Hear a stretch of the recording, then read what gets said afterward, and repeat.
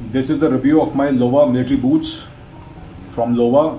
It says Lowa, simply more, and these are grid lines to show that they are meant for hiking and mountaineering.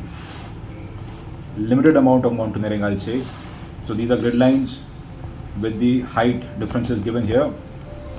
Just a military indication. If you're somebody who served in the military, you'll immediately recognize these.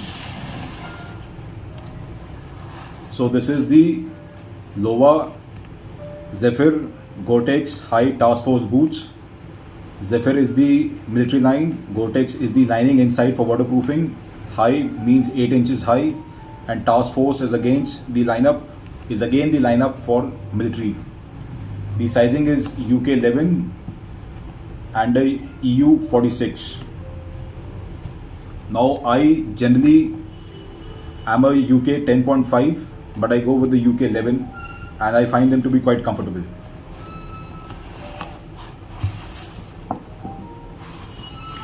So this is the boot inside.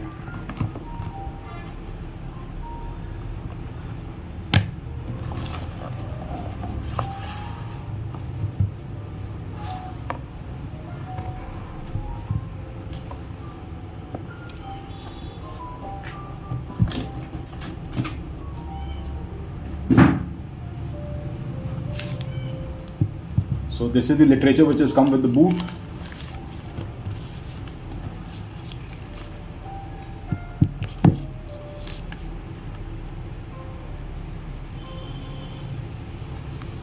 This is a booklet which gives out the product care tips. It also says Lowa made in Europe. So this will have the tips to maintain the boot, to look after the sole and also the leather. That is one. This was part of the tag. It has got a lot of literature inside, but the English part of it will be very thin. This is thick because it has got other languages also. It says tradition and innovation since 1923. So which means that Lowa will trace back its history to 1923 when probably they were set up. So this is literature if you want to read. And then it's also got a tag for Gore-Tex because it has Gore-Tex lining on the inside for waterproofing. Many of you would be aware, a lot of these modern waterproof boots do not depend on waxing. They have Gore-Tex linings on the inside for waterproofing. So we'll talk more about that later. This is the boot, Lowa Gore-Tex. There is some more literature. It says, in case of claim, kindly return this ticket. Control B1. Okay, so this is the boot. The design of the boot probably is recognizable to many of you. It's distinctive because of its structure of the outsole. I've got myself the color green. Why green? Because everything looks better and performs better in green. So let's talk about the boot. First, let me show you the front profile, side profile, rear, again side and front.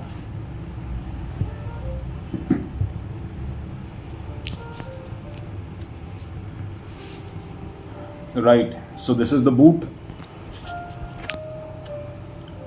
Many of you who have been using military boots earlier and are also using hiking footwear, so the present or modern day military boots are mostly derivatives of hiking footwear because that is where the latest technology comes in. Now that said, this boot doesn't have a classic 3-layer sole. It has a rubber outsole. This is the rubber outsole. It has a fairly dense pattern but is also flat at the bottoms. So it doesn't have edges. So this means that this will have decent grip on flat surfaces also, as well as the spread of the grip pattern will also give it grip on broken ground. Up front it has a slightly more aggressive tread pattern, and on the rear also it has a slightly more aggressive tread pattern for braking. So this part is the rubber outsole. It does have a slight heel to help for climbing stairs or ladders, and then the major part of the sole is fused to the outsole. This is polyurethane. So this is a polyurethane midsole which this boot has, and on the inside is a standard Lowa insole which has little to no cushion. It is strange for me that such an expensive boot comes with such a minimalistic insole.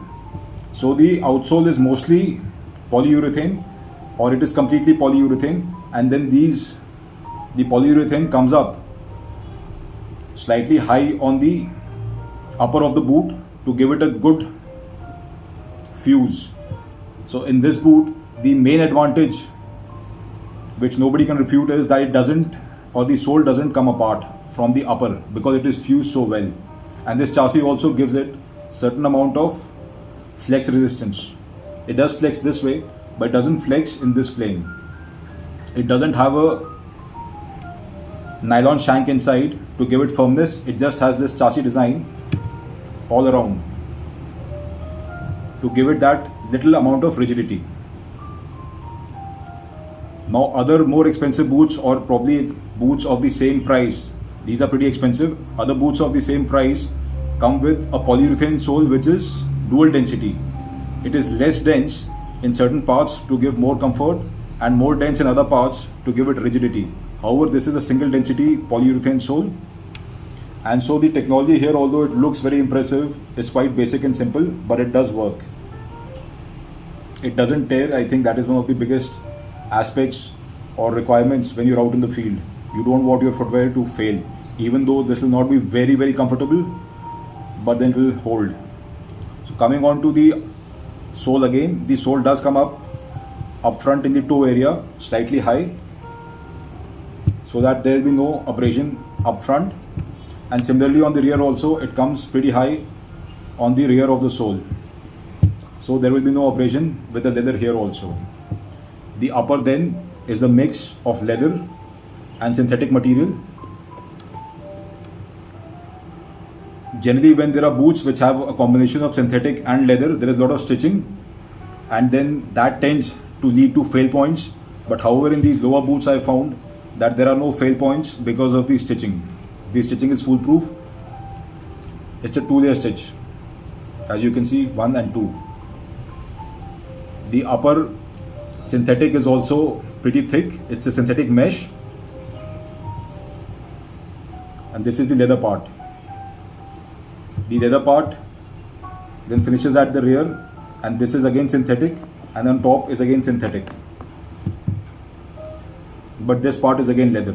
So the high stress points are all leather.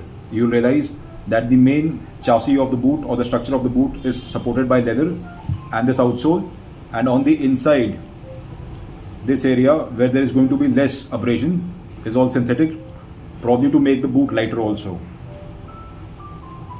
Coming on to the lacing is all loops at the bottom with the synthetic parts, and here where the leather is there, these are all hook and loop or metallic loops.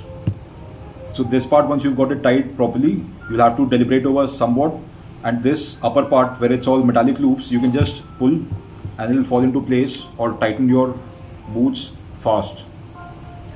The lacing system is quite good. I've used these boots, not this specific boot, but other colors of the same boot earlier also, and I found no problems with the fitting and the lacing of the boot. It doesn't tear, there is no problem there. The boot does have certain small amount of branding. It says Lowa and says Gore-Tex here. Up front also there is certain amount of branding. On the leather tongue it says Lowa.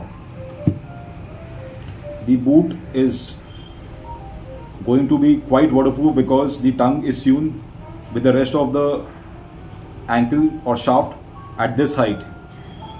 So that's quite a distance of waterproofing, or quite a height of waterproofing that this boot will provide. Now, those of you who are not aware, it has got a Gore-Tex lining on the inside. This grey part is Gore-Tex lining on the inside. So what happens is when you put your feet inside water, the upper or the outer will take in certain amount of water. It will allow water to seep inside. However, the lining on the inside will not allow that moisture or water to come in contact with your feet. So that is how it works. So which means that in effect, the outer will get wet and will hold some amount of water, but on the inside your feet will not get wet.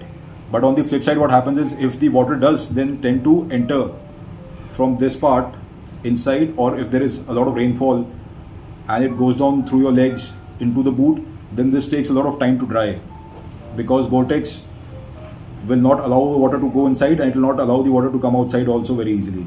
So it takes a lot of time to dry. I had this problem with my other boots. One of the cons that I've noticed with this boot is that the outsole doesn't last very long. The outsole is very soft rubber, so it gives you a lot of comfort, or gives you a certain amount of comfort. But then when I have used these boots in the mountains where there are a lot of rocks and sharp edges, I find that the individual grooves of the outsole does tend to break away in chunks. In one of the other reviews, I'll show you the other boots that I've used to some extent, and there has been some wear and tear with the outsole. Where this scores over other boots of mine is probably more because of the firm heel that it gives and the firm base of the sole that it gives. So unlike maybe Magnums or Sword boots, which are more with EVA midsoles, the comfort factor is more there. However, this is slightly more firm.